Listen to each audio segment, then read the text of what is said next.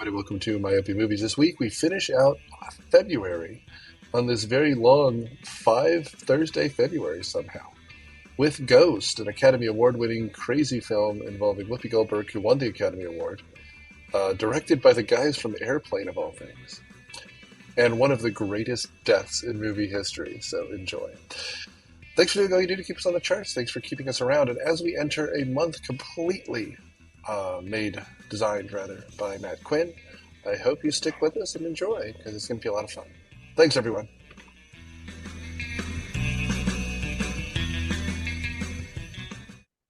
Welcome to Myopia Movies. This week, we watch Ghost, presented by the men who made Airplane. I'm your host, Nick Hoffman, and on panel we've got Daniel. Hello, this is Daniel, and I am dead, but don't call me Shirley. And Keiko. Hi. Yeah, so I had never seen this before. We put it on the list because, it's Valentine's Day, and we thought this would be a romantic movie, and, there it is. It's kind of a... I haven't seen it either, honestly. Yeah. Well, Keiko, if you've seen it several times before, I guess you're doing our plot synopsis here. But no, I knew of it as kind of this famous romantic movie, and frankly, I'd seen a lot of the scenes before because they are very often parodied, right? Yeah. In fact, most famously, which I thought was hilarious, this is directed by Jerry Zucker of Zucker Abraham Zucker, who made Airplane. And in Naked Gun 2.5, they parody it, and his brother, David Zucker, directed that. So I just love the idea that you're Academy nominated, won 2 Academy Awards, it was nominated for Best Picture, and it's parodied by your brother. That is like the greatest sibling rivalry thing I have ever heard. I love that. But yeah, this is Patrick Swayze being Patrick Sexy, and Demi Moore, his wife, and he dies. And then there's Tony Goldwyn and a plot. Can you take us through it, Keiko? Yeah, sure.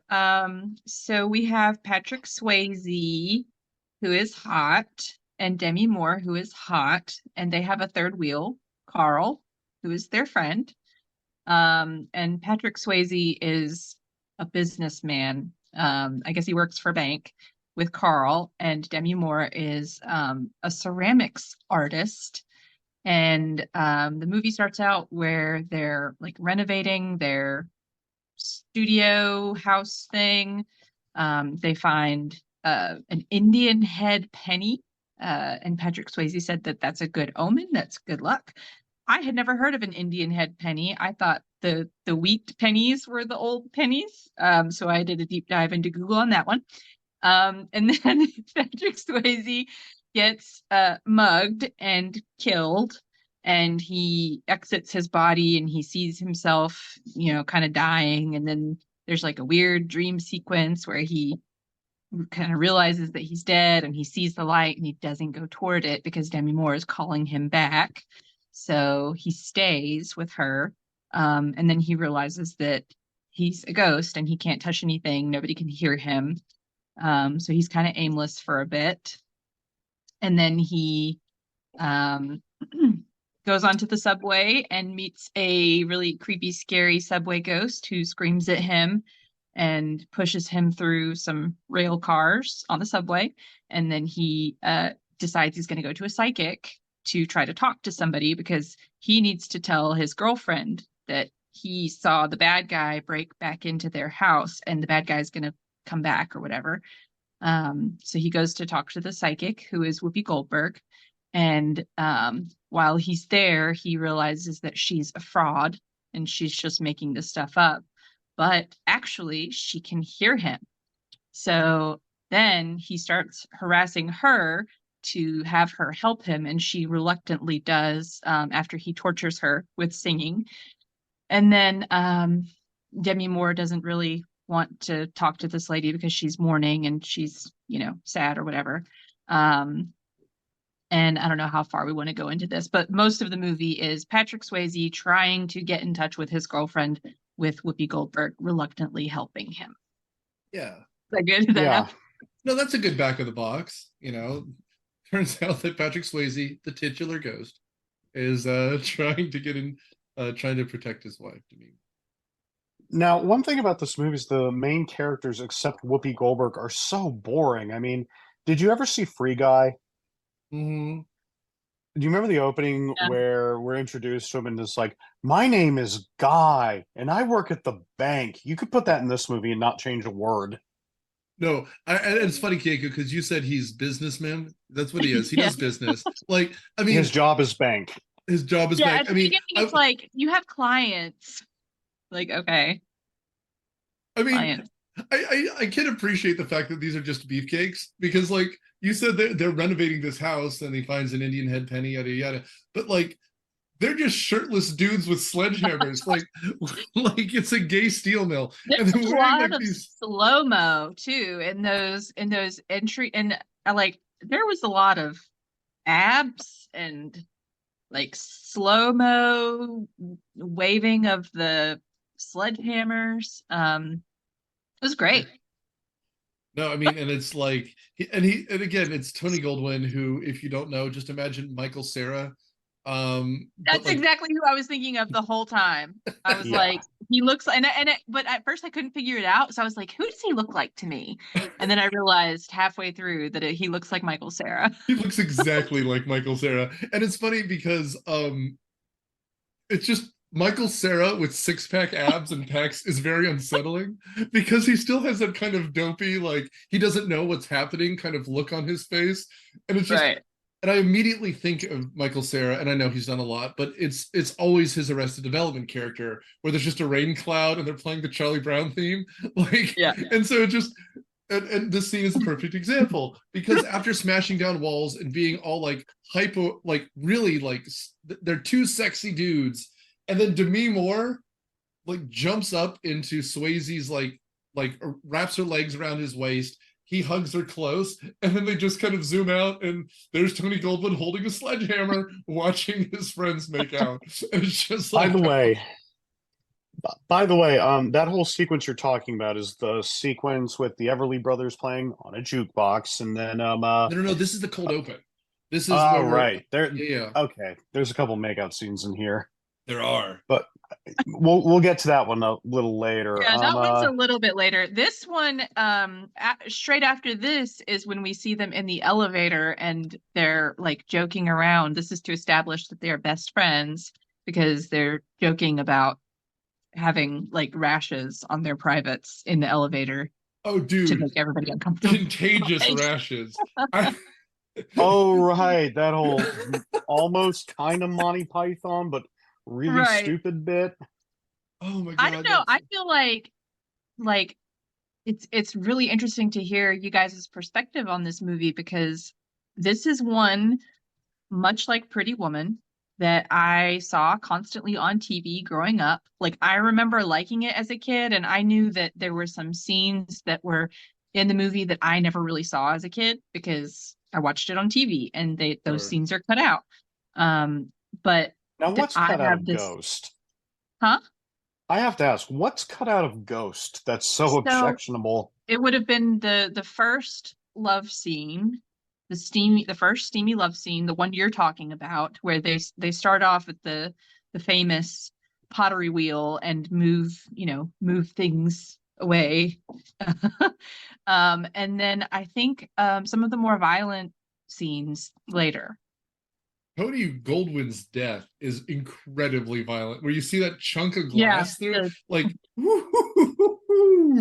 that's I mean, a timer. Even Patrick Swayze's death is graphic because, like, I was like, you know what, I'm gonna let the kids watch this, and I was like, that's so silly. He's so silly. He's a ghost. Yeah, no, I imagine like because you could cut it in a way, even the mugger. When he dies, right? Yeah, like, yeah. There's a way to cut it where you see the two cars crash, he makes his face, and then you see him as a ghost. That's and then it. You never see that bloody corpse. Because that corpse, they used all the ketchup in South Hollywood. Like, that is remarkable. This dude, that scumbag. He's such a great scumbag. I hope he did some other work. Maybe he's Shakespearean. Maybe he played Othello or something. Because, like, otherwise he just looks like a scumbag. Yeah. And he He's dies really like a good at that. scumbag. Ooh. Yeah. Ooh.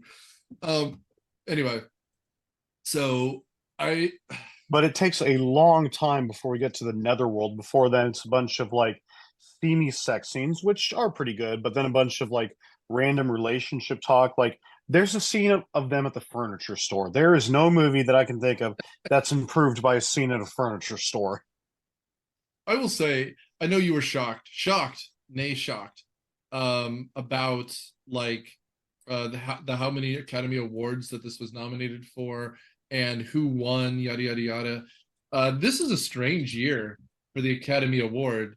I'm just looking at who won and like who lost and yada yada. I think Best Pictures was Dances with Wolves, right? Mm-hmm. It And, was. and the much maligned Godfather 3 was also nominated.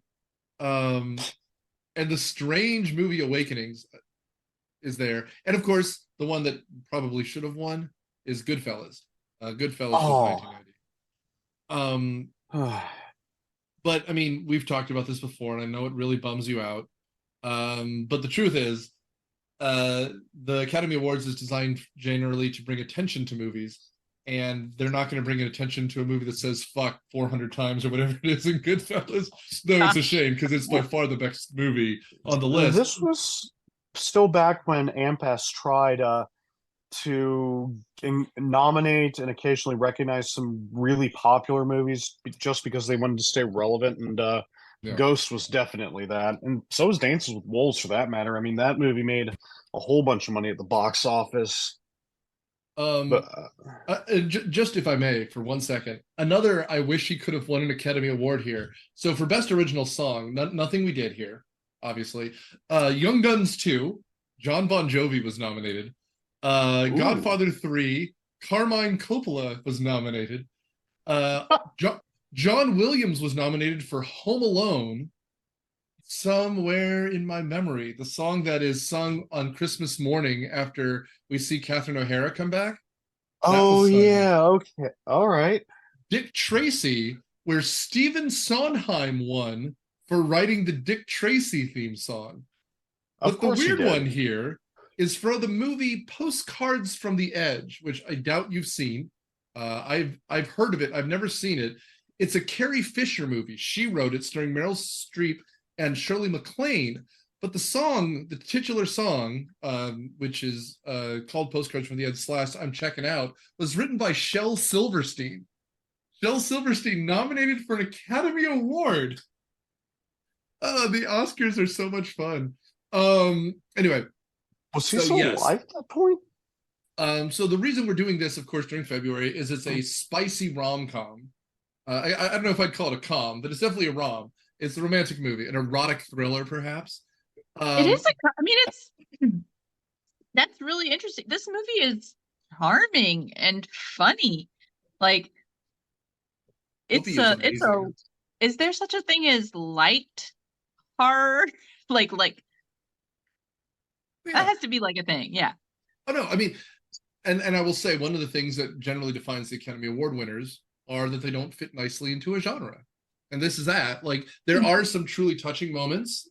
There are some very funny moments. And February generally is Academy Award month.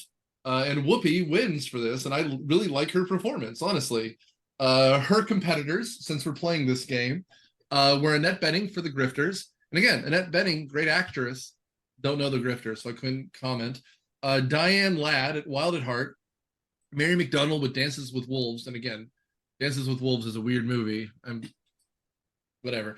And Lorraine Bracco for Goodfellas. Frankly, come the hell on.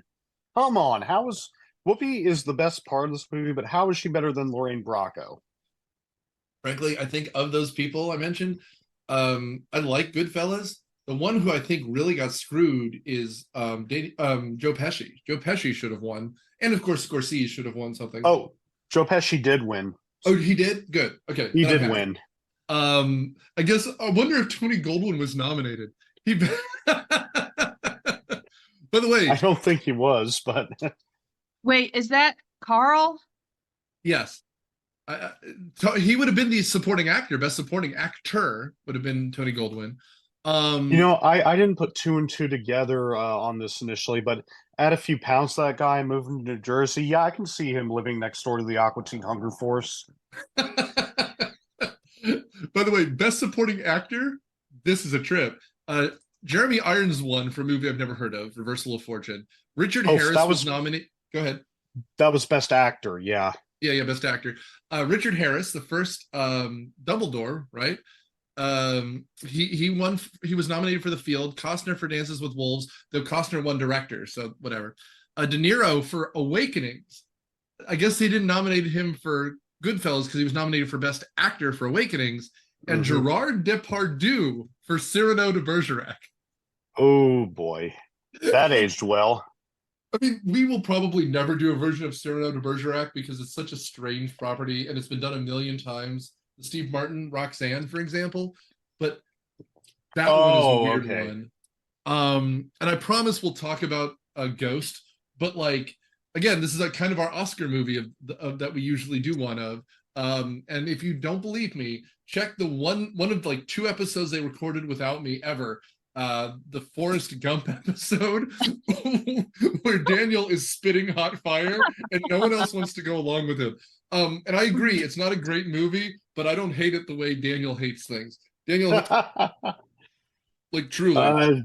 Yeah, you're probably not wrong there. I like to think I was an adult and was respectful of everybody during that episode, but I mean, you're right. And that's the weird thing about this movie, too, is really the only impact it had on popular culture for something that was so big was the pottery scene, which everyone gets wrong anyway.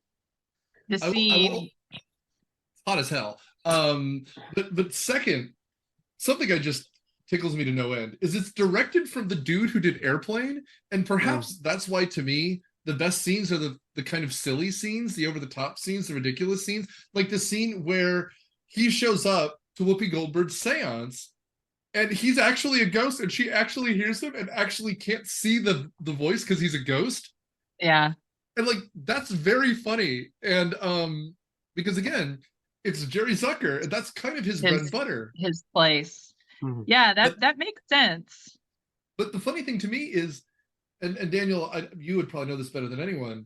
Is it an insult for your picture to get nominated for Best Picture and then him not being nominated as a director? Because the idea that the guy who did Airplane would be nominated as Best Director tickles me to no end, and unfortunately it didn't happen here.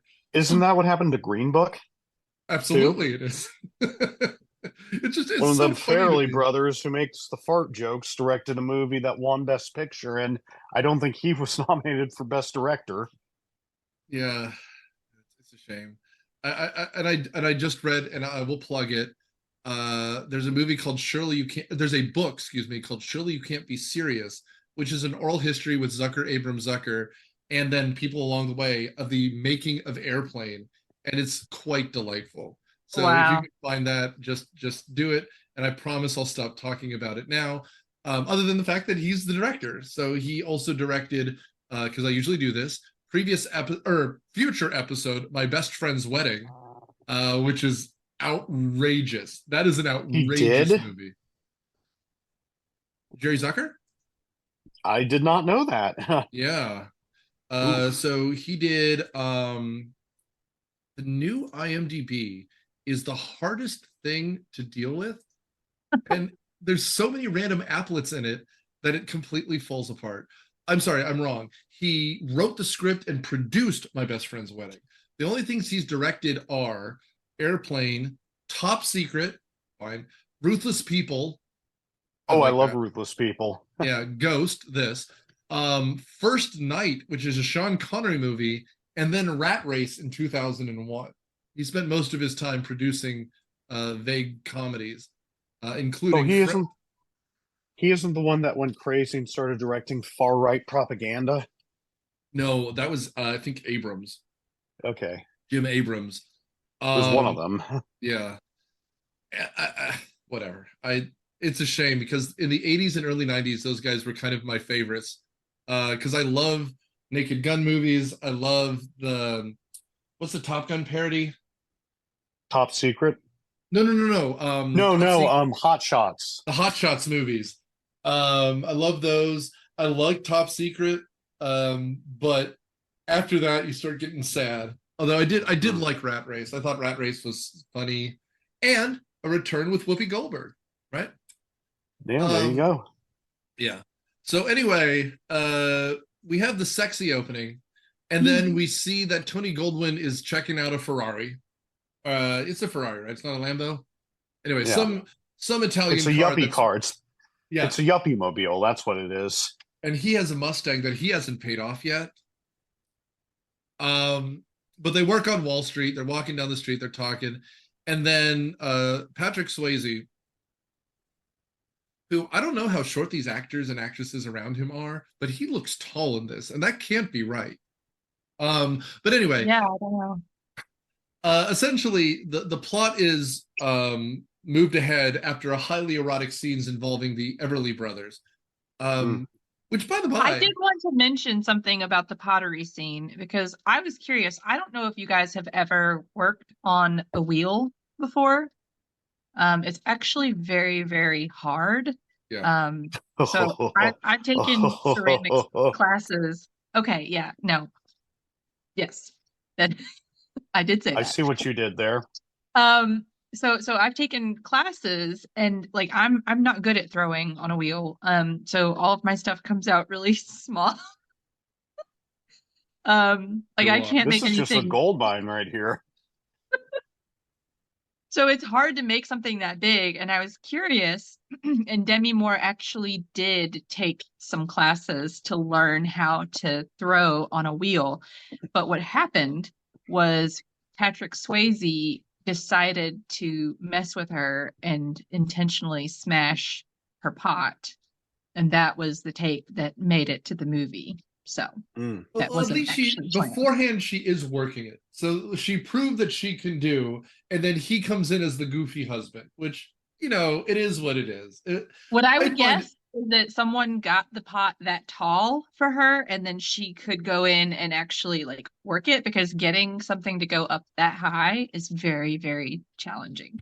Just and saying. I will make a note for myself to remember to do this, but I need to upload the clip from Naked Gun 2.5 because I kept thinking like I knew the scene, and then I realized I didn't know the scene because I'd only seen the parody of it. But there's a scene where the ripped guy is Leslie Nielsen, which he's just not. The man was 70 at the time, but where he does the thing where there's the top down shot, and you see her hands molding it, Priscilla Presley, and then his hands come around, and then a third set of hands come around, which I guess is Tony Goldwyn, and then as she's in her ecstasy and he's kissing her neck, she puts her feet down all the way on the wheel, and it just starts splattering them. Which, by the way, Zucker can pretend he's not a comedian here, but she's definitely just fisting this pot, and she's getting in there good. It's amazing. That's what you have to do. You have to hold the inside. Like it's very challenging, guys. You have to hold. I believe it. And shout out to my friend Hope Smith, who is not only a ceramics artist and very good at it, but her design was stolen by Lowe's, I think, and there's currently litigation going on. And we might cut that part, but she's a very good ceramics artist, and she sells her stuff at the local crafts fair. So if you go to, like Marist Holiday Traditions or the Decatur Art Festival, she'll be there selling little like votive candle holders, and she's excellent at it. And she teaches it here.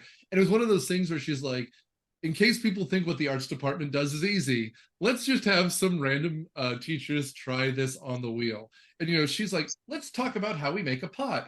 And, she's doing a vase that's maybe 1.5 feet tall. And like, it's just going everywhere for everyone else. And she's making it look easy. And here's the thing that I think Zucker does very well. Like most arts and most, sports, if people are very good at it, it almost looks like poetry or ballet, right? And so you put the Everly brothers on. And by the way, this time period, the Everlys are kicking ass because You Lost That Loving Feeling is just 2 years before the star of Top Gun. So good on them. But the Big Chill started it with that Motown soundtrack, and then it became boomer nostalgia always and forever. Of course. I mean, and I'd rather the boomer nostalgia than the Reagan stuff that was going on at the time. But it just wouldn't work as well as if a considering early how many Metallica times song is played. considering how many times Nancy went and saw psychics, I mean, the Ghost movie could very well have played out in real life for Ronnie. Dude, could you imagine this being like played in the White House? I'm sure it was. I mean, Reagan was a movie guy before Clinton was the movie guy. Reagan was I the don't movie know. guy. Well, this would have come out with the first Bush, and I don't know how many movies he screened. Do people die in it? I bet you he watched Commando in the White House. Oh yeah, Um, absolutely. No, he would sneak into the CIA and watch. It's like, now, boys, I'm going to go in and watch Commando, and no matter what you hear, you don't open that door. what was the movie that Trump would watch with his kids, but fast forward through the boring parts? Oh, Bloodsport. He is still Yes, Bloodsport. Yes. Oh my God. he would fast forward through the dialogue. Which, by the way, that movie's already like 90 minutes, 85 minutes. Like, let's get to the fighting. I'm like, that's all it is. You know what? I hate to say this because I know it's going to be edited out of context, but I'm kind of on his side with that decision. Oh, all you need are the fights. Like, Yeah. if it was originally just like a Hong Kong action film and it was in Canto, I would just be watching it in Cantonese. Like, because I'm like, I don't care about any of these interpersonal relationships. Get to the punching. By the way, at this point, we can just get to it. Patrick Swayze goes on a date with Demi Moore. They go see a movie, and then he goes down like Batman's mom. Like, I practically expected the pearls to be falling down. Like, they take a left turn down Crime Alley, and this guy comes out with the gun. And Demi, Here's a big God. problem with this movie. Patrick Swayze didn't need to die. No, He kept fighting the dude even after Demi Moore was out of danger, was like begging him to stop fighting. so I wonder if it's not a script thing. I don't know this guy. The guy who wrote the script is Rubin, I think. Something Rubin. Yeah, Bruce Joel Rubin. That's in the movie, though. That's what, like, later on, Carl goes and he tells the guy, you weren't supposed to kill him. You were just supposed to get his wallet.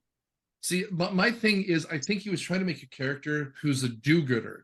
In the same way, like, he also doesn't need to be trying to figure out who's stealing the money.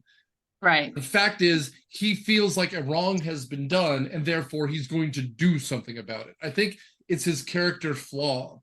Because if he just looked the other way with the money, it wouldn't have affected him in any way, and he would still be alive.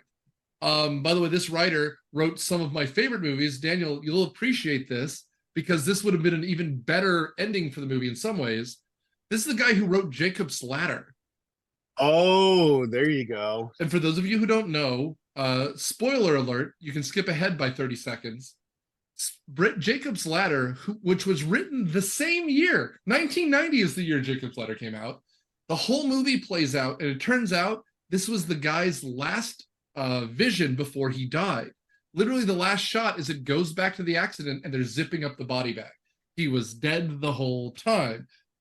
And he writes Ghost about a guy who was dead the whole time. Come on, Except Phil, for you real. got something else. Yeah. He also wrote previous episode Deep Impact and crap movie Stuart Little 2. And recent movie, The Time Traveler's Wife. That ain't so recent no more. That was the most recent credit he had. The guy passed away. Oh, okay. Yeah. But, other than that, he did Deadly Friend, which is a pretty good episode and probably a future stay tuned. You know what? The guy deals with death in every single one of his episodes, movies rather. And I guess with Deep Impact, he's just like, fuck it, let's kill everyone. Kill them all. So he was the Abraham Simpson of screenwriters. Oh, death! Oh, fuck. I will say, the shot where he dies, I really like. So you look at Demi Moore, and she yells, "Stop it, let him go."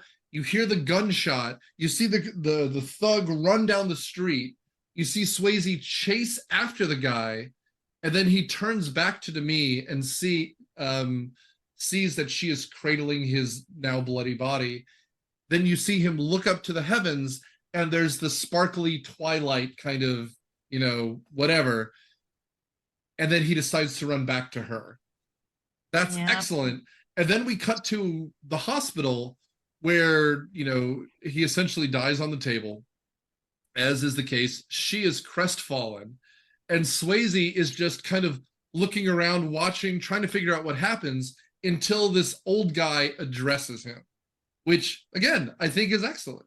Because we see her literally leaving the scene, talking to a guy who doesn't have any lines. He looks like Robert Goulet in a three-piece suit. You see the shield on it, like that he's the detective. And then he's just looking at the slab where he died. And this old guy's like, it happened to you too, huh? That son of a bitch. Like, it's great. Like, this little old Jewish man walks up and says, so you're a new corpse. You're new here, yeah. Like, and again, maybe it's just that I'm a cynic. I almost wanted the Beetlejuice, like, giving Alec Baldwin the manual, like, so you're dead. Congratulations, you're dead. But it's because I'm a Simpsons guy, and that's a Simpsons joke. Honestly, it would have made for a more interesting movie because so much about the afterlife isn't really explained. I mean, we see all of 3 ghosts? Yeah. And also, here's the big thing for me. If he can't interact with physical objects, how is he not constantly falling through the floor? I actually wrote that down as well. I want to know why ghosts stand on the floor and go through walls. So without concentrating, like we are shown they have to do later. So it is possible for a ghost to interact with the physical world, but it takes a lot of energy and most can't do it, which I believe was also in another 90s movie, Ghosts Can't Do It, but I'm not going to look it up. We don't need to watch Ghosts Can't Do It. And yeah, where you saw that movie. The most interesting thing about Beetlejuice was the explanation, or at least the hinting at, of what the afterlife is really like. And we don't really get that here, except that there's a heaven and a hell, apparently. Yeah, I mean, I feel like this is just a romance. Like, I feel like they're like, that stuff doesn't matter in this movie, because really all that matters is their love for each other. So, no, hear me out here. I've got a pitch for a reboot of Ghost. All right, let's hear it. Okay, so what if Demi Moore and Patrick Swayze's characters, the same thing happens. They're a couple, they're in New York. Patrick Swayze dies and comes back as a ghost, and he has to go to Whoopi Goldberg in order to communicate with his lover.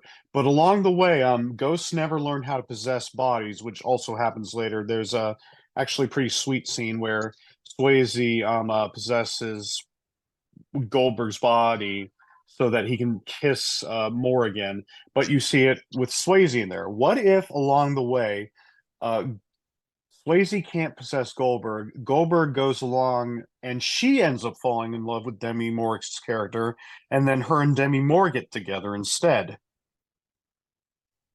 And then the ghost, his whole finishing unfinished business is getting his wife a new partner so that she won't be without love. That is literally the plot of Ghost Can't Do It, which is the year before. Damn it. Because Ghost Can't Do It is John Derek. And if you don't know John Derek and Bo Derek, how they met up, it's a strange story because she was like 16 at the time. So they went to another country and then they legitimized it. Don't look up any image search for the movie Bolero. Anyway, long story short, the John Derek proxy is a fat old Scotsman married to Bo Derek, and he drops dead. And so the whole thing is him trying to hook her up with a hot young, like, essentially cabana boy so that they can bone and then he can possess the body so the fat old Scotsman can keep nailing his hot wife. And Bo Derek is walking around like nude the whole movie. And that was literally, of course she was. And it was almost right. Yeah. It's the year before this. That's 1989. And Donald Trump has a cameo in that one, where Bo Derek, now possessed, are being kind of informed by her husband, the businessman, tricks Donald Trump into some business. And that business. And then he goes, that's some good business. You're a hot blonde lady. And then they move on. and that's Ghosts Can't Do It. And then we never heard of Donald Trump again. It's like during COVID, we did a riff with Cineprov on Home Alone 2. And that scene came up. We're like, this will be hilarious. And then I just watched it and I got sad and confused. Merry Christmas, Kevin McAllister. Donald Trump told you how to get to the lobby. Anyway, so somewhere around here, Tony Goldwyn well, we find out later Tony Goldwyn. The mugger shows up at their apartment and then breaks in. We don't really know why at this point. But he's rifling around. Tony Goldwyn has desperately tried to get Demi Moore out of the house. And the second they leave, the mugger shows up and starts rifling around. She returns in 45 seconds. And we're all afraid that she is going to get like shot or something. And I imagine when they filmed these scenes, Swayze was actually acting in the room and they're all ignoring him. But like Swayze's mad face is kind of funny. I thought it was kind of, because he's just like scrunching over his face, like, you should stay away from her. It's not quite as funny as Patrick Swayze and Donnie Darko, but still, yeah, I can see the appeal there. No kiddie porn dungeon this time, huh? Nope. But now Swayze essentially tries to follow the mugger back to his place, and following him back to his place, sees that he's on the phone with someone we don't know who yet, blah blah blah. But the cat. This is where Swayze realizes that cats can see ghosts, which explains a lot. And the cat claws the mugger in the face. He escapes out the door. Swayze follows him to his apartment. And when he walks out the front door of the apartment, this is where we get Whoopi Goldberg, because she is a psychic who lives or works, whatever, just across the street from that apartment. And I do love the scenes of Whoopi Goldberg because, of course, she's fucking, the Whoopster's great. She's so good. The previous month, in my month, of course, she showed up as Guinan in Star Trek Generations. And it's so funny, the way she talks, the way she acts, the way she does the stuff she does, it almost feels like she's not acting. She just talks, which makes her a good actress. And again, Daniel, I agree with you. I think in general, other than the pottery scene, she's the best part of this movie. And she drives the plot and she can deliver lines and she's very funny. I like these two women who are dressed like they're mourning, who are like her Flava Flavs, the hype women. They're great. Right. I love how she comes out like she's dressed for a gospel choir, but like a sequined one. Like it's amazing. Every choice that she makes is so good. I like the little old lady who blesses herself when she shows up. Everything about this is great. And then, like Daniel said, she's supposed to be like this psychic, this voodoo priestess, all these things, and it's all a fraud, except her mother, her grandmother, and great-grandmother actually could talk to ghosts the way she understood it. She's just the one who's all 80s razzle-dazzle until Patrick Swayze shows up. Miss Cleo was very popular back then. Yeah. Yeah. Anyway, no, go ahead, Keiko. So, I mean, I was just going to say, I thought that I agree that Whoopi is the funniest, but I think Patrick Swayze is also really good. I mean, I feel like, is it because I'm a girl that maybe I'm... No, I mean, here's the thing. She's a good spice to make this movie something. Like, you could have done this where there was any other female actress and it would not be the same. He's the anchor to this movie. I don't think it works without him. I can't think of someone else. The difference here is that, again, she's the flavor. You know, like he's the base. Yeah. She highlights it. They have chemistry too. She is immediately frustrated with him and doesn't want to do this. And we'll get, I mean, I think my favorite scene with the two of them is when she goes to the bank with him. And like her Sunday, like it's not Sister Act where she's like wearing a call girl outfit, but like she's wearing a Black woman's Sunday Southern like church dress, you know, like I and it's just, it looks like an extra in the Blues Brothers or Steel Magnolias, one of the two. Exactly what that is. And it is over. let's be honest, it's Jerry Zucker, so it's Blues Brothers. But like she's got the hat, her hair is pinned up, and like the whole thing is this. And again, it's young Whoopi Goldberg, and she's looking great opposite this Patrick Swayze, and she can't see him. I the direction here is good. No one looks directly at him, but they also look through him and around him, and he's just there being an asshole, especially this next scene, which Keiko alluded to, where he's just singing Henry VIII I Am for presumably hours. Oh my God. Go ahead. It's also funny because when Demi Moore keeps like turning down Whoopi, she keeps like not wanting to talk to her, even though Patrick Swayze is giving her all of these like intimate details to tell her to prove that it's real, but she doesn't want to believe it until they're in the diner and she finally like breaks through to her and she says, he kept me up all night singing I'm Henry VIII, I am. And she said, oh yeah, that's how he got me to go on my first date with him. And I was wondering, like, how did he have access to her to keep her up all night? Imagine a shitty version of Say Anything, where instead of John Cusack with the giant boombox, he's just going, oh my God. Henry VIII, I am, Henry VIII, I am. Like, oh, I love that so much. Also, something that would be the Airplane parody of Say Anything right there.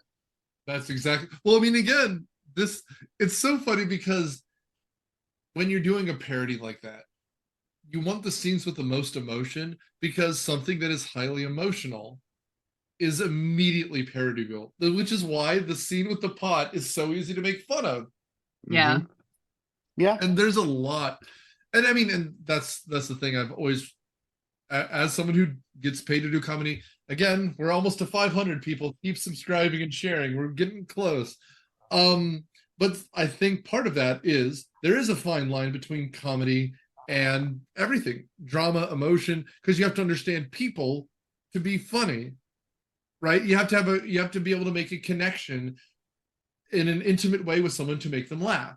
And therefore, to have a romantic moment is very similar, right? And so I think that's part of it. But at the same time, like him just sitting in that chair going, I'm Henry VIII, I am Henry VIII.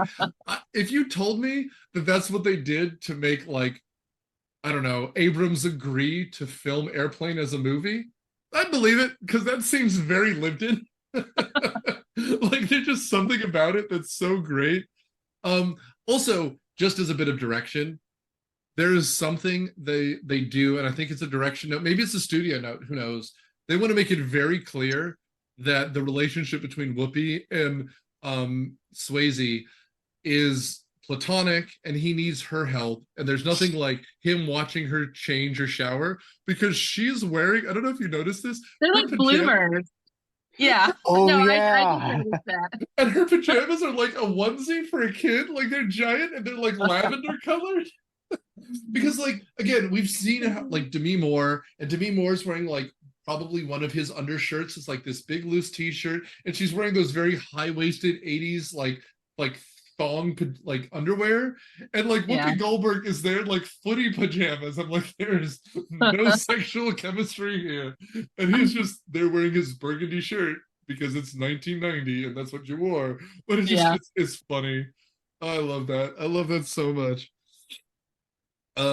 This is where she shows up dressed like On the Go Whoopi with her little John Lennon glasses and goes outside and goes, hey, I know you. I was the one who called you and you hung up on me. By the way, apparently your husband, right before he banged you, like nibble your earlobe. Like, they're talking about their dating life in a very intimate way. And Whoopi's like, I would like to go home. And Patrick Swayze's like, I'm a ghost talking to you. So you're doing what I say. Otherwise, I'm going to break into song again. I've been brushing up on Hamilton. Like, it's so much. Wouldn't it be so much more interesting if the movie was completely from Whoopi's perspective? She's a phony psychic who has been conning people for decades. We find out later that she's been in and out of prison for fraud various times by Bill Dotree from King of the Hill. I'm not sure if anyone else noticed that was Stephen Root. All right. It's the guy with the stapler from Office Space. Office Space. Yes. Yeah. And then suddenly a real ghost reaches out to her, and she has to come to terms with, oh God, I was scamming all of these vulnerable people and playing with their emotions, and now this ghost actually wants me to do something right. Wouldn't that be more interesting? I mean, if you did a Rosencrantz and Guildenstern are dead of this movie, Ray Stantz from Ghostbusters better show up in the third act. I mean, because like they're just down the road.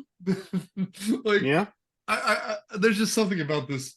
Like, I mean, first of all, I don't think you're wrong, but again, her as the spice in this movie is the reason she wins the Academy Award. I think you put her in anymore, it's a little bit too much. Yeah.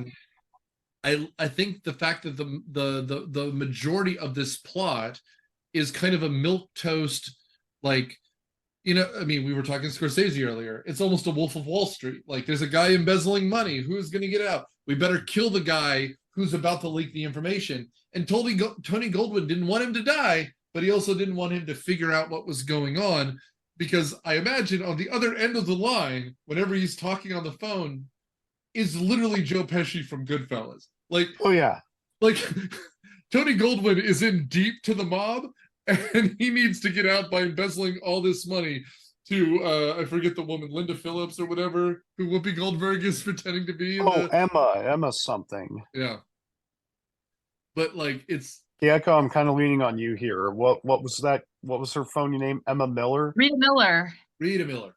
Rita Miller. That was it. I wanted to ask: are we past the scene where Michael Cera tries to seduce Demi Moore? Oh, that's right where we are.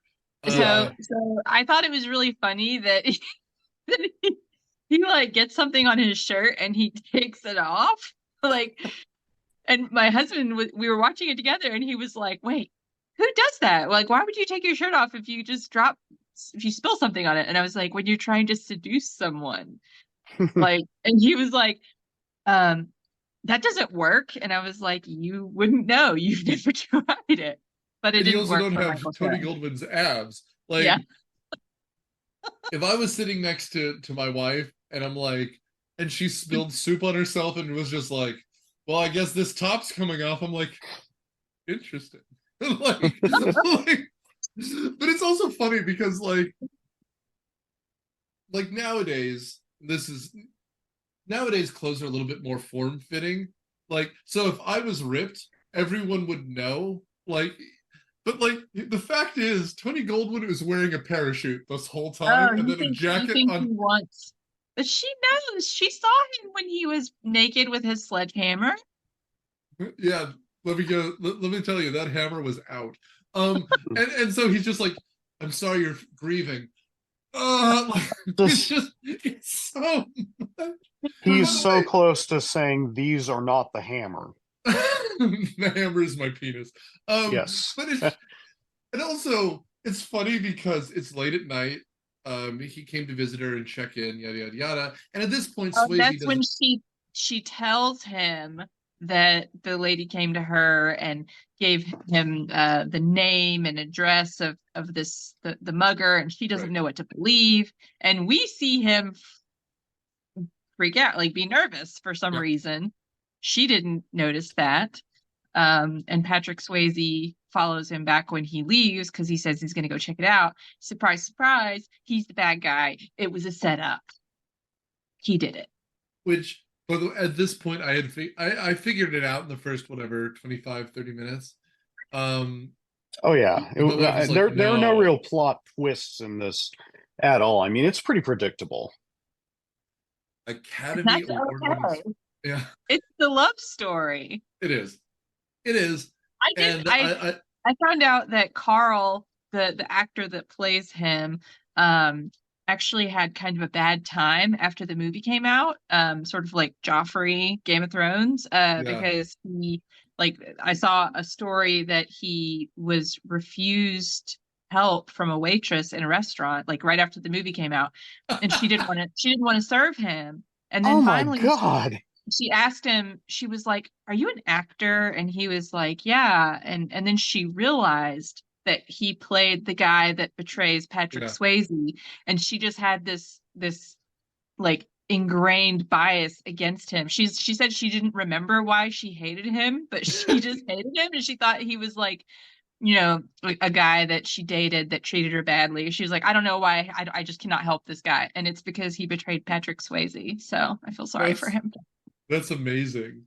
That's great. No, I love that, because it's the same story that I forget the name. Daniel, you might know, but the actor who played the EPA guy, Dickless in Ghostbusters. Yeah, the same thing happened to him. I forget. It's not Will Atherton. Is that the actor? Yeah, it's Atherton. That's right. It is. But like everyone treated him like garbage. Like, how do you do it to the Ghostbusters? And it's like it was a movie. And at the end, I get dumped like 500 pounds of marshmallow floof hits him. By the way, Sudsy, we can play a little game here that I don't know. You're good at these kinds of things. He was in a previous episode, Tony Goldwyn. Can you remember what it was?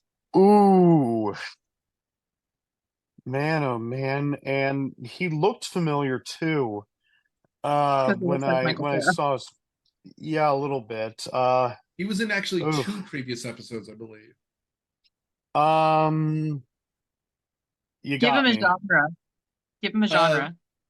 Okay, I'll tell you what. You're not going to believe this. One is animated, and the other one is action. Okay, so I've got his Wikipedia pulled up here. Transformers. What's up? Transformers. Wait, that was him? No, I'm just guessing because he said no, he's not in Transformers. I see. I think I can guess what the two are now, and I just never knew that was him. Yeah, go ahead. He was the voice of Tarzan in Disney's Tarzan. That's the one. I never knew that. I remember Lance Henriksen and in that movie, and Rosie O'Donnell just annoying the piss out of me, but I don't remember him. That was a movie that we did, and I was literally watching the end of it as people were showing up at the house. Like I had not prepared. No, that was a long time ago. That was second season, third season. The other episode, time ago. The other episode was The Sixth Day. Another Schwarzenegger movie. What was he? He was Michael Drucker in it. He was the villain, the guy who was in charge of the company. Yeah. Yep. And looking at his wiki here, he was also in Friday the 13th. Jason Lives. Yeah, which we also have done. That was very early him. No, sorry, we haven't done that one. We did number 4, the Final Friday. We've done a few of those. I can't remember which one. There was the one I think with Jason versus Carrie. I'm pretty sure we've done Jason X. I think we did the original way back in the day. Yeah, there was one year where we did the originals. But we don't need to reminisce about that. I mean, as a villain in this piece, he's perfectly fine. I mean, he's a little too Lifetime villainy, like the Roger Chillingsworth character that's in every Lifetime movie that's 2 decades older than his partner and thinks he knows what's best. He's not older than Moore, but he's fine. He's fine as the villain. Well, I mean, it's exactly what you would have as an 80s like crime villain, right? Yeah. You have the handsome heartthrob who's this like square-jawed hero, and then you have the guy who's almost as hot but not quite. That's the villain. Okay. So right? The Judge Reinhold character. Exactly. That's a good comparison. He's a very Judge Reinhold character where you've got this dude who, sorry, I accidentally unmuted it. I've been watching the movie in the background to make sure I keep things in order. I did also want to talk about the subway guy. Because we didn't talk about the first Vincent Schiavelli, the late great. Yes, that's the sort of thing I wanted more from this movie. I mean, who's that guy? What's the afterlife for him? I mean, it sounds like he was a murder victim and is angry because nobody brought his murderers to justice. But how does that work? How is that the same as what going on with Patrick Swayze? Well, Well, maybe. I mean, because I was kind of thinking about it while watching it, and so the first scene we have with him, whatever, he just yells, but then Patrick Swayze realizes that he can interact with the world around him, so he goes back. Um, and somehow rail car floors count as floors, and they don't fall through them. So that's good. Hmm. That's good. All floors Although hold apparently together. ghosts are able to shove each other through walls, and And he even then, I'm also not sure.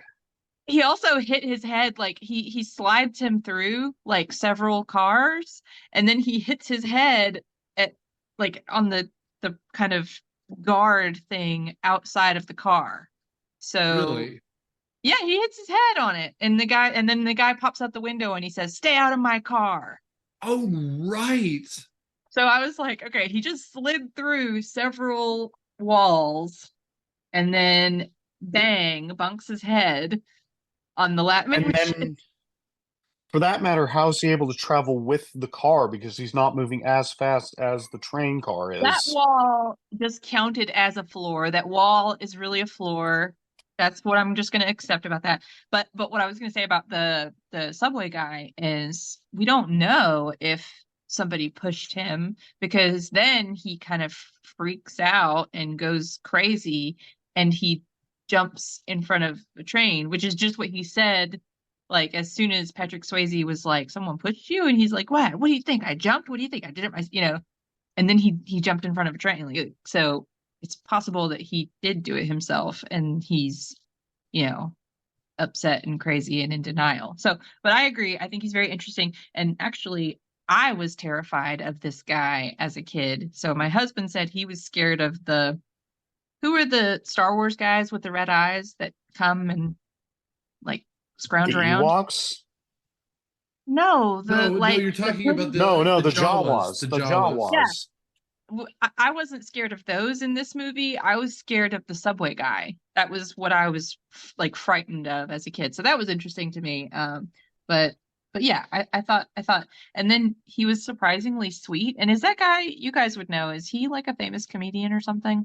No, his name is He Vincent is. Schiavelli. He was just, I mean, at least in my head, he's just a like one of the late. I mean, he died 5 years ago. He's just an incredible He character died a actor. while ago, actually, which is if we say when, it's going to make everyone feel old. He died in 2005. 2005. Mm-hmm. Um, but he has been in actually a bunch of previous episodes. The guy, he's one of those dudes, Keiko. He has 165 credits on IMDb because back in the day, a face like his was almost a special effect. And I don't mean to Yeah, be mean. He's just when you see him immediately, you kind of get Mm-hmm. it, He yeah, was right? in Batman Returns, if you ever saw that, as the guy with the monkey and the organ grinder. Hmm. He was in He, previous episode Tomorrow Never Dies. He's the yes, he torture was. guy. I mean, he's also in. Go He ahead. was in Buffy the Vampire Slayer. He was in One Flew Over the Cuckoo's Nest. He was in He Death to Smoochie. let's reach out to our crowd. He was the guy who had his brother growing out of his chest in an X-Files episode. He was also in Independence Day. He was also in Hey Arnold. He was also in God, he must have been in a half dozen Who future episodes. Escape from who was Witch he in Hey Mountain. Arnold? Good Lord. The guy actually looks like him, but he was a guy named Mr. Bailey. He was and he was also Vincent the Pigeon Man as well. Oh, He was in I remember the Pigeon Man. Oh boy. Go, but he just has a look about him. It's this kind of yeah, like he could have been Nosferatu's number two. Like it just, and I don't mean that in a bad way. The guy's an incredible actor, but here they give him like sunken eyes and everything. yeah, Um, and he's remarkable. He's this guy who does it. So much of this movie is, I mean, it's a standard ghost thing. They're ghosts because they have some sort of unresolved mystery, right? They have some unfinished business, and his unfinished business is just he refuses to die. Like he is so upset by his death and being shoved on the train, he's harassing people who go on the train. That's what it is. And we never learn like when he died or anything. No. No. I mean, I tried to kind of look at his clothes to sort of get, but I mean, they seemed very nondescript to me, so I don't think there were any clues. I don't think it really matters that much, which is sad because it's really intriguing and like you want to know. Especially, I think what's really cool is that he's so awful and scary in the first scene, and then when Patrick Swayze goes back to him, he helps him. Like it's like somebody actually took the time to talk to him, and then he's nice in his No, way. you're So absolutely right. And again, like as far as character development kind of things go, I like this. And I know, help me out here, Daniel. Beetlejuice is before this or after this? Before. Before. It reminds me a lot of that, like just to have someone who explains to Swayze how this all works. yeah, Now, I will say the thing we always talk about in this is them ripping off scenes. Because they don't do that, it's nice that they do it in this way, because since they do it in this way, it doesn't feel like they're just ripping off Beetlejuice. But it does make me wish, I wonder what, if anything, say Beetlejuice 2 is coming out soon. It will probably end up on this podcast because we used to do that. We did, and I'm not looking. I think that movie is going to be a disaster, but we'll see. I agree with you. That's why it's going to end up on this show. However, it would be interesting if Beetlejuice 2 happened a few years later and it was this. The idea that now there's a way that the ghost can help solve a different crime, a different mystery. Like, I don't hate this idea. It just feels so weird in this context. It feels like a first draft, which Beetlejuice kind of did too.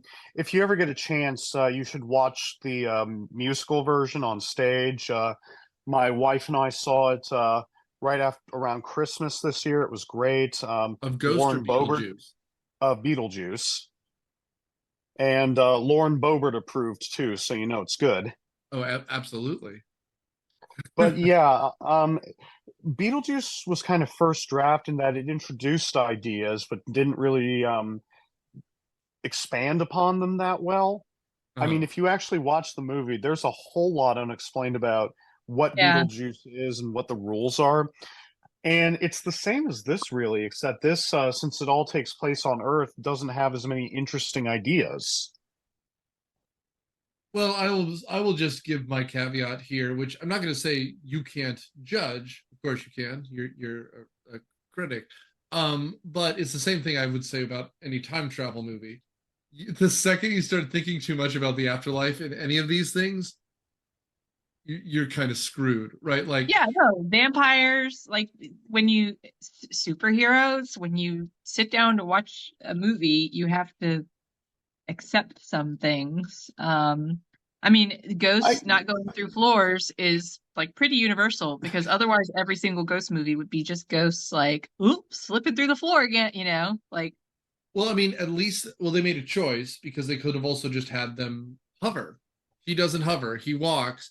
And I mean, honestly, from a direction point of view, it means that your actor is actually doing something. If he was floating, which previous episode, that Casper movie, the woman who deserves the credit is Christina Ricci, who's acting against a tennis ball that entire fucking movie, because he only turns into Devon Sawa, I think, in the last like 5 seconds, where he like lifts her up, he has like a little kid boner, and then they all scream at her, and then the movie ends. Like, it's very strange. And so like the fact that Swayze, I will say, the way that they do this, I think across the board, is really, really, really good, because the way that they do it is he is clearly interacting with these other actors and actresses the entire time. And then when he tries to reach out and do something, like strike someone, then it becomes green screen for half a second. That's the only way you could do this. Otherwise, it looks like garbage. And the green screen here is pretty good for 1990. Yeah. And so like at one point when Tony Goldwyn is like made a move at Demi Moore, he's like literally throwing bows and it's just going through Tony Goldwyn, who does not react at all. And that's when he goes to Vincent Schiavelli and tries to learn how to move this shit, because he sees Schiavelli knock someone's newspaper out of the way, which is great. The next scene of any consequence is the one that I think is my favorite scene of the movie, other than the fact that they first base it over some Play-Doh. First base it, they fucking steal home. But it's when Whoopi Goldberg goes to the bank and janks about $4 million. It's a great scene because we got this little old lady who's the teller, and Whoopi Goldberg gets a check for $4 million, and this is Reagan bucks, so it's like today, like $25 million or whatever it is, and she's losing her goddamn mind. I love this so much. I love when she signs her real name and Patrick Swayze notices and he yells at her and she's like, oops, signed the wrong name. Like, they didn't think that was a red flag at all. They were just like, oh, this scene is so magnificently awkward. It's and again, well done. Because again, for me, the comedic scenes are the best. I feel like I tend to not follow too closely on some of the stuff like heist scene where like you have to follow every single step, and like I didn't really get what was happening. Like she got the test, she sent the thing up to the third floor, and then she went upstairs, and then they, scammed the guy together, and I was like, I don't really understand what's happening here, but it was all funny, so that's all that matters. Okay, so effectively what's happening is, if I understand it, and again, Daniel, you can help me out here. I know, Keiko, you've seen it a million times, but I just imagine you were staring at Patrick Swayze's beautiful blues the whole time, like, because he's got them dreamy eyes. But effectively what's happening is what they're doing, what Tony Goldwyn's doing is he's siphoning off monies and putting them in these kind of fake accounts that don't mean anything. One of them is Rita here, who she's pretending to be, and Swayze finds the information, and eventually we find Swayze essentially logging into his computer, so presumably he has access to all these files, because what's happening is we don't know what he's gotten into, but Tony Goldwyn owns a lot of money to a lot of people, and perhaps the only way that they're not going to break his knees is that if he steals a bunch of money off of whatever they're doing. Yeah. And so now they never really explain the scam, which is actually pretty smart on their part. They just let everyone know that the $4 million is being embezzled for the mob. Yeah. And you don't know anything beyond that because you really don't need to. Yeah. Right. Yeah, I guess I get that. I think I just didn't understand what all the hullabaloo was with the bank scenes where she's like, I don't know what she sent up. What was the first thing that, I don't know. It was just. I mean, honestly, that part, you're right. It doesn't truly matter. And so they don't spend a lot of time on it. Like, the thing that I think is the most confusing is why Demi Moore decides to show up that day. Right. Yeah, well, it's because because the creepo villain invited her out for coffee and invited to like meet her at the bank. Well, because that's where they work. They work upstairs. They're the white-collar guys on the third floor, and they just happen to show up right as Whoopi Goldberg is there. Because it's a contrivance, but that's what these movies need. I think also, no, that was because that was that night that he shows up, like, freaked out that the money's all gone. Right. Well, because it would Goldberg and Swayze stole it. Right. No, I was just wondering, like, why she was there. So I was thinking it would make sense if she was there to check on him, to be like, "Are you okay? You seemed weird," But that was that night, so that wasn't why. But I mean, it doesn't really matter too much. It's just kind of interesting. I'm not in this movie for the bank heist stuff or the mob stuff. I'm just in it for the romance and the funnies. No, you need a contrivance and you need a plot driver, and that's what this is. I think it's great. Um, so I mean, after this whole like, it's not a will they won't they? It's a closed door farce, and they're moving through and they're trying to get out of here. This is like the end of this is where the plot just, I guess, kind of starts to fly. Like Tony Yeah. It Goldwyn goes pretty realized, quick after this. yeah. Tony Goldwyn realizes, and I guess he doesn't have to take out Demi Moore, but he is considering it, right? Well, yeah, I think at this point he knows that Patrick Swayze is a ghost, and he knows that the way to get to him is her. And he's just insane because he knows he's going to die anyway because he's lost all this money that he needed. So he threatens her. Yeah. The mob is after him, right? Yeah. And I will say I did get a hearty laugh at the scene where Patrick Swayze tells her to give the check to the nuns. That was legitimately funny, yes. And she is so mad at the nuns, and she's swearing to herself from their perspective because she's actually talking to Patrick Swayze. And so she's talking to herself, and the nuns are very uncomfortable until they see the amount of money on the check. And they're like, all right, crazy lady, we will take your money. And then the older nun literally faints. Again, it is a very funny scene out of Spy Hard. And I'm fine with it because Whoopi Goldberg is the anchor. And it's so good. Like she doesn't want to let go of the check. And she's laughing. It's good. It's very good. And this is then Keiko, like you said, the scene where we get the amazing scene where Tony Goldwyn is losing his goddamn mind because he can't figure out the money. The Rita account is empty, and he turns off the computer, and then the computer turns back on, and then using his ghost powers now, Swayze types murderer, and then Sam is here like a trillion times. It's pretty good. Yeah. Pretty good. And I do like the I guess it's stop motion animation of the keyboard typing. Yeah. Which looks good. And again, I do like this because it's it's now 1990. It's not the 80s anymore. It's 1990. But I do like the late 80s, early 90s like sitcom of like cop ghost, like convincing criminals to turn themselves in because they think they're going crazy because there's a ghost, and that's pretty great. And is this the mugger guy?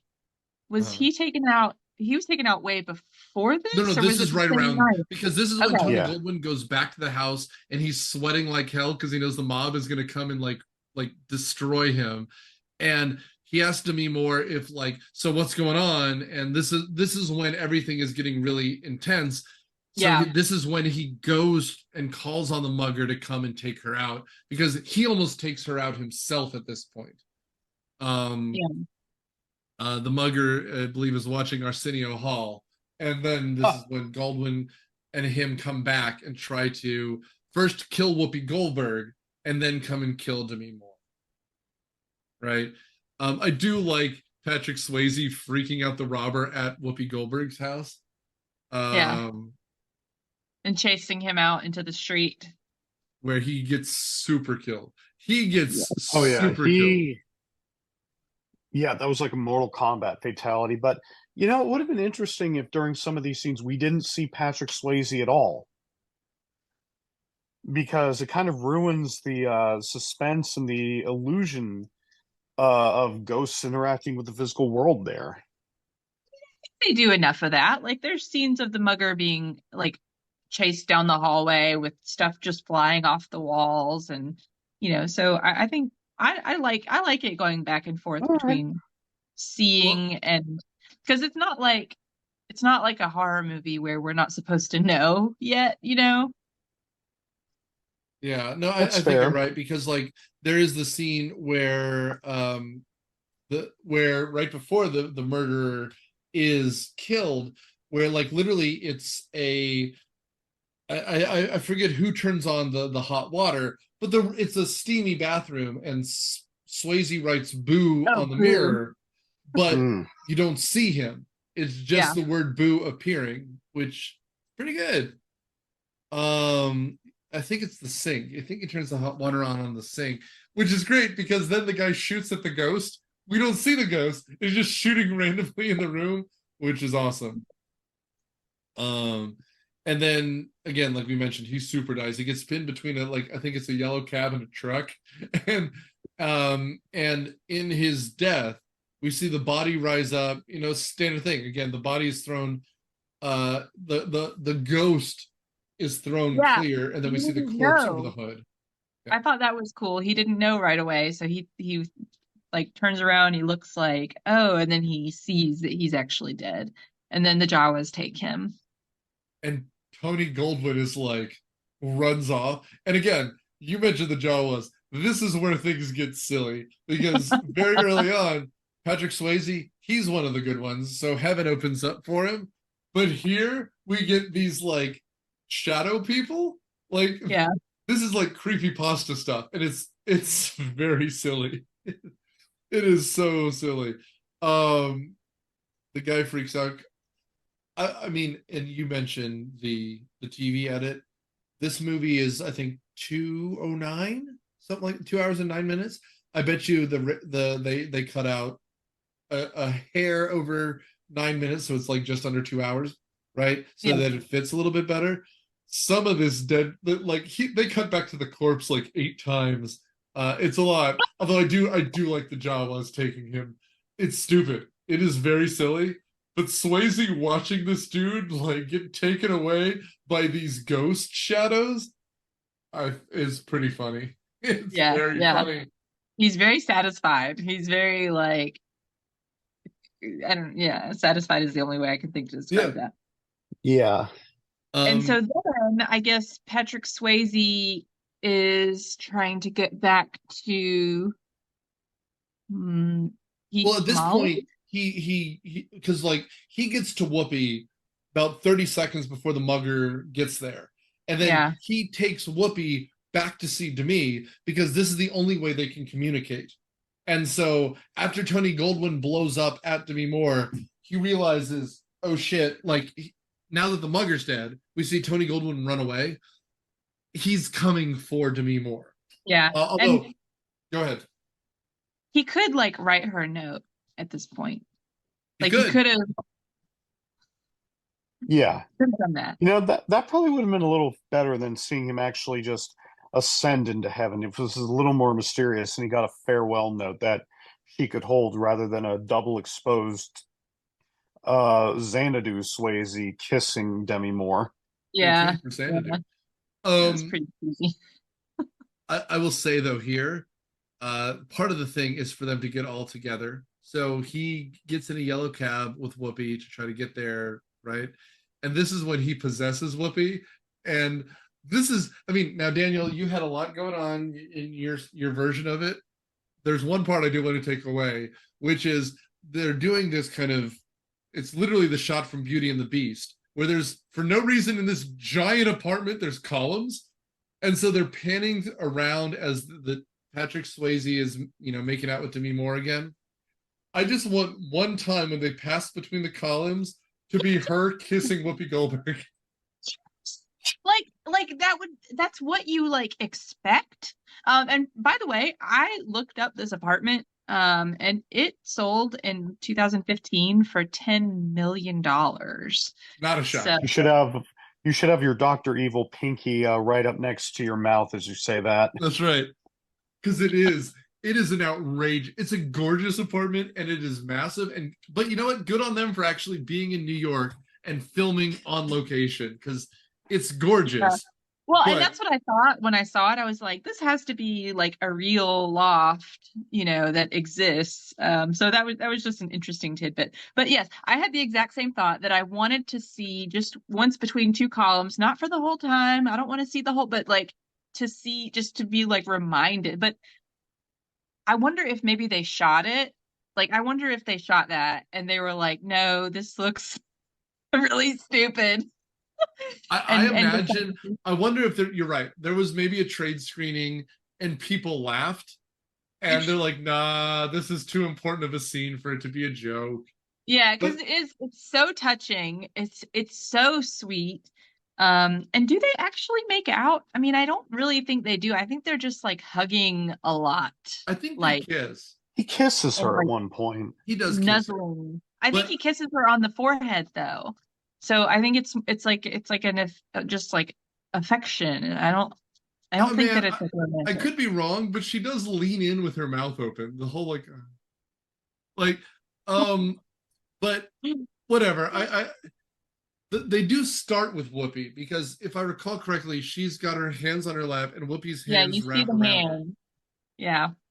And again, we cut back to the Everly brothers, and then at the end of this is when Tony Goldwyn shows up with a gun, and this is where we have the final kind of, I don't know, 10 minutes of this movie, which is a chase scene where Tony Goldwyn is literally trying to kill everyone. He needs the money, man. And he believes that since Whoopi is here, she still has the check because no one would just, because I mean, Michael Cera doesn't believe that like you would give away $4 million, $4 million. Yeah.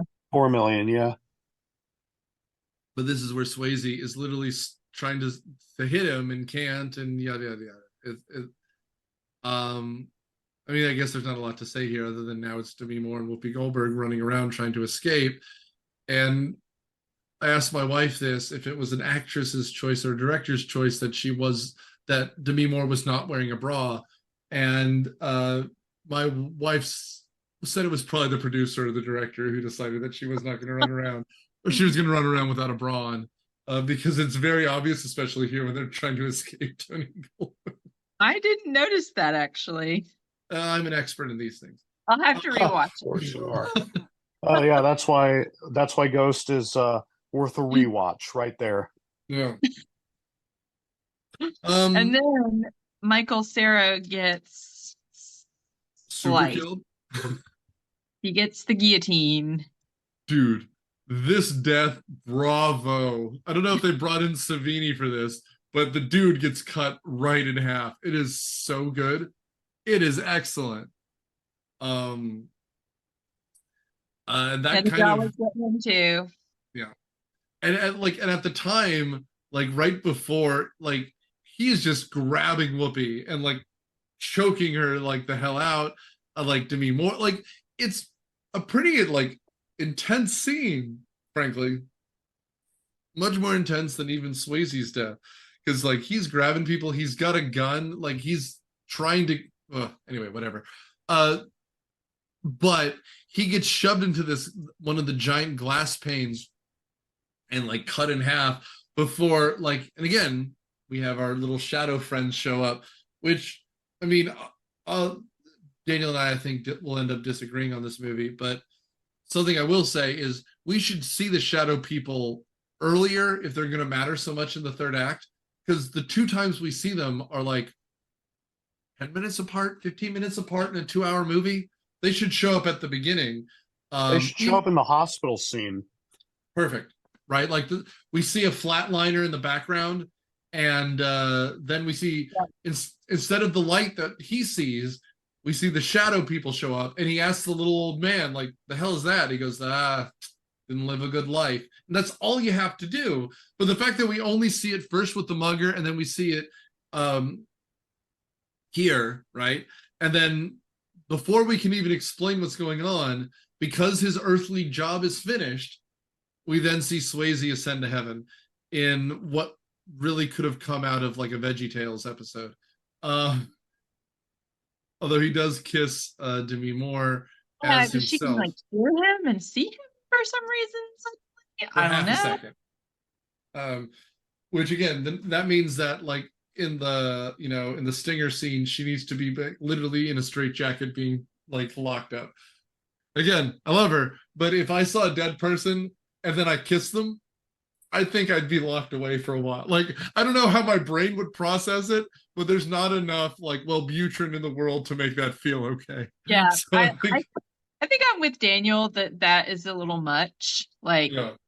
I think, but I did also kind of think about like Patrick Swayze and how he is known to have been lost too soon. And so I think it's kind of neat that there is this scene of him that exists. So I mean, I will say, I think the part of it is that it lasts too long, right? Like, Yeah. I really almost long. wish, I mean, and this would have been even cheesier, we would still be making fun of it, but it's a little bit tighter, a little bit neater to have something more like It's a Wonderful Life, where we established earlier, you know, something means blah, blah, blah, blah, blah. And then there's a kiss, there's a cut to, you know, he disappears during the kiss, and then a bell rings, and then a door, you know, something like that, just something to let you know he's okay. Because the thing is not that he ends, he dies a Shakespearean death, where he has lines of dialogue, she's crying, he's looking at her, she's talking, he's talking, and then he ascends to the choir infinite, and there are like ghost men up above, and there are angels, and there's lavender, and there's a lot, and it goes on and on and on and on. It could have been a penny. Like a penny drops, penny falls, and Yeah, he leaves behind the penny. He leaves yeah. One of those there's already an angelic hideous statue in the room. If there was just that moment where he takes the pose of the statue and it cuts to the statue, we're fine. But like, it literally just goes on and on. It reminds me of I think it's Close Encounters of the Third Kind, where there's just a bunch of lavender like foam and then a bunch of like Slenderman shadows. It's kind of like that, because he ascends up to heaven, and then there's just, again, it's the choir infinite, like, and there's just like these outlines of shadow people. It's a lot. It's really a lot. I think that's a good comparison right there. Close Encounters of the Third Kind, because visually it is very similar to that, except it's 13 years after the fact and doesn't look as convincing. For one, for the other, like you said, this movie's lasted way too long. It is Industrial Light and Magic who made this, though. So, oh, okay, there you go. They had a coupon that day. Anyway, Keiko, a little punch card. You know all that special effects you did for the Zucker movies? What if we did one more? But this was an Academy movie. Anyway, Keiko, this is one you'd seen a million times. What are your final thoughts on this? Yeah, I love this movie. I mean, I have the nostalgia factor, which counts, but it's fun and charming, and Whoopi Goldberg is great. Patrick Swayze is great. I think that's all I really need to say. Daniel. I mean, it's got some interesting ideas, but looking at the reputation it had back in 1990 is just incredible and misplaced. I mean, this was nominated for Best Picture. It's nowhere near that good, but I guess people have calmed down and it enjoys the reputation it deserves now, which is, yeah, it's interesting. There are some good ideas, but overall, it's really a time capsule, and it's been subsequently done in much better movies in a much better way. This is one of those movies I feel like most people feel like they've seen if they haven't. So I'd say check it out, just because might as well see it. Like it's also one of these incredible and bizarre stories where in 1990 it cost $22 million to make, which is a lot, but it made $500 million in 1990, which is insane. And then it won 2 Academy Awards, and I think was nominated for 6 or 7. I don't know. It's one of those things too where, like, I love Patrick Swayze. He's not in a lot of movies, so I feel like people are going to still watch this in a way that, like, a lot of the movies that we mentioned for the Academy Awards at the time, people don't watch anymore. Same with Whoopi Goldberg. I like her as an actress. She's not in a lot, so watch what you can. But I had fun with this. I enjoyed it. I watched it with my wife. We both enjoyed it. It's kind of it's a romantic movie. It's fun. It's also very weird at times, so enjoy it. Anyway, so this wraps up our February. This came out on our leap day. I don't know, figured that was kind of a spooky day. But after, Legend, Flashdance, Teen Witch, Pretty Woman, and Ghost, we need to, change gears completely. So we're doing another movie with Ghost in the title. March is Matt Quinn's month, where he's scheduled the whole thing, and he's not on this episode because he's preparing for his own month, I guess.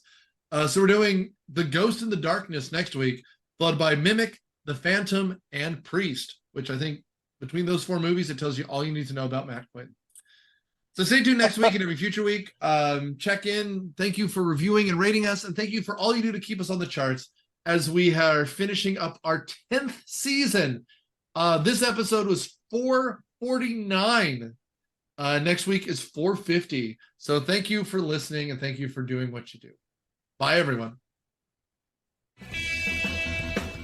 Myopia Movies is a podcast production of Dude Letter Podcasting and is produced by Nick Hoffman. It is edited by Nerd Trinette and Daniel Suttis and is hosted by Nick Hoffman, with production assistance by Matthew Quinn, Daniel Suttis, and Nerd Trinette. The theme song is Surf Shimmy by Kevin MacLeod from incomptech.com. Licensed under the Creative Commons by Attribution for License, Creative Commons /licenses by /4.0. Thanks.